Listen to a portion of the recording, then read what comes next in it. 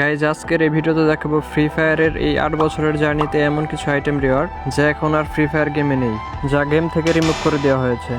তো চলো কথা না বাড়িয়ে ভিডিও শুরু করা যাক। নাম্বার 10 আছে সিলেট পাস। এটা ফ্রি ফায়ার প্লেয়ারদের একটা ইমোশন বলতে পারে। বর্তমান সময়ের ভুয়া পাস তো সবাই নিতে পারে। একটা সময় ছিল স্কুলের টিফিনের টাকা জমি রেড পাস নিতাম। এটা নতুন প্লেয়ারদের বলে বোঝানো যাবে না। নতুন প্লেয়াররা তো এটাকে গেম হিসেবে নেয়, কিন্তু পুরাতন প্লেয়ার তো এটাকে ইমোশন হিসেবে নিত।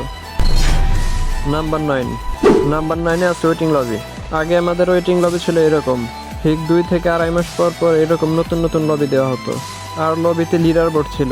যে এই লেট পাসের সবথেকে বেশি ব্যাচ জমা করতো তাকে লিডার বোর্ডে দেখাতো। আর যদি লিডার বোর্ডে হিপ হপ বা সাকুরা পড়তো তাহলে তো কথাই নেই, সবাই তার সামনে গিয়ে উঠবস করতো। নাম্বার 8 হচ্ছে স্নাইপার টাওয়ার। স্ক্রিনে যেটা দেখতে পাচ্ছ ওটা হচ্ছে পুরনো স্নাইপার টাওয়ার, যেটা ফুললি কভার করা ছিল।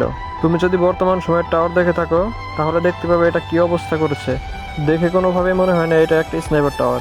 পুরনো টাওয়ারগুলো ওল্ড প্লেয়ারদের একটা ইমোশন ছিল, যেটা বর্তমান প্লেয়ার বুঝবে না। নাম্বার 7 আছে এয়ারশিপ, যেটা থেকে ম্যাপে ভালো ভালো লুট পাওয়া যেত। এক সময় ফ্রি ফায়ার এই এয়ারশিপগুলো ছিল, যেটা ম্যাপের এদিক ওদিক ঘোরাঘুরি করতো আর একটু পর পর লুট ফেলে যেত।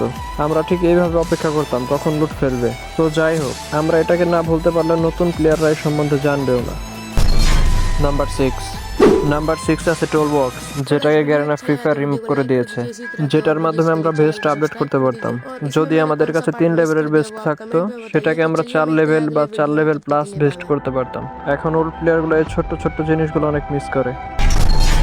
নাম্বার 5 আছে গ্লাইডার। এটা যে কি ছিল শুধু ওল্ড প্লেয়াররাই বুঝবে। এক সময় যখন এটা পেয়েছি তখন চিন্তা করতাম ম্যাপের সবচেয়ে উঁচু জায়গা কোনটা, পরে সেখানে গিয়ে তাই ইউজ করতাম। এটা রিমুভ করে দেওয়ার পরে সবাই অনেক কষ্ট পেয়েছিল, কারণ এটা ওল্ড প্লেয়ারদের ইমোশন ছিল। নাম্বার 4 আছে ইলেকট্রিক সাববোর্ড। বর্তমান সময় তোমরা হয়তো বা ম্যাপের কোথাও এটা দেখতে পাবে না, কিন্তু এক সময় এটা ছিল। এটা দিয়ে গ্লিচ করার কারণে গ্যারেন এটা রিমুভ করে দিয়েছে।